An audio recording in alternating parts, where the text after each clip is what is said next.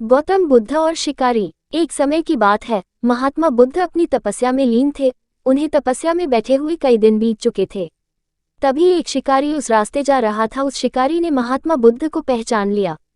शिकारी ने महात्मा बुद्ध के बारे में बहुत बड़ाई सुनी थी, किंतु वह महात्मा बुद्ध की बड़ाई से संतुष्ट नहीं था। उसने परीक्षा लेने के लिए सोचा। शिकारी पहले तो महात्मा बुद्ध को एक छोटा सा पत्थर फेंककर मारता है, किंतु महात्मा बुद्ध कोई प्रतिक्रिया नहीं करते हैं, क्योंकि उनका मानना था शरीर को तकलीफ होती है, आत्मा को नहीं।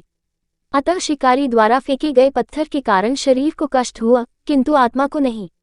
शिकारी कुछ समय सोचता रहा, महात्मा बुद्ध कुछ प्रतिक्रिया करेंगे, किंतु महात्मा बुद्ध अपनी तपस्या में लीन थे। उन्होंने कोई प्रतिक्रिया नहीं की। पुनः शिकारी ने पत्थर फेंका। वह पत्थर महात्मा बुद्ध की आंखों के ऊपर लगा और उस जगह से खून बहने लगा।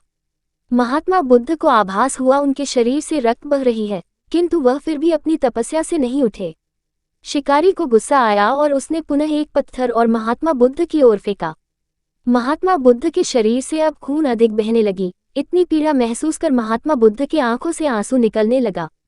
शिकारी ने महात्मा बुद्ध के पास जाकर पूछा, आपको जब मैंने पत्थर मारा तो आपने कोई प्रतिक्रिया नहीं दी। महात्मा बुद्ध ने बड़े ही सरलता के साथ कहा, क्योंकि इससे मेरे शरीर को कष्ट हुआ है, मेरे मन मस्तिष्क को नहीं।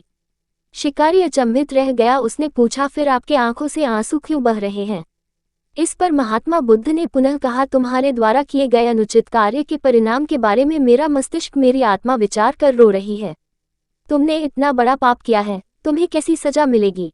बुद्ध की बातों को सुनकर शिकारी महात्मा बुद्ध के चरणों में नतमस्तक हुआ और उनसे क्षमा याचना की।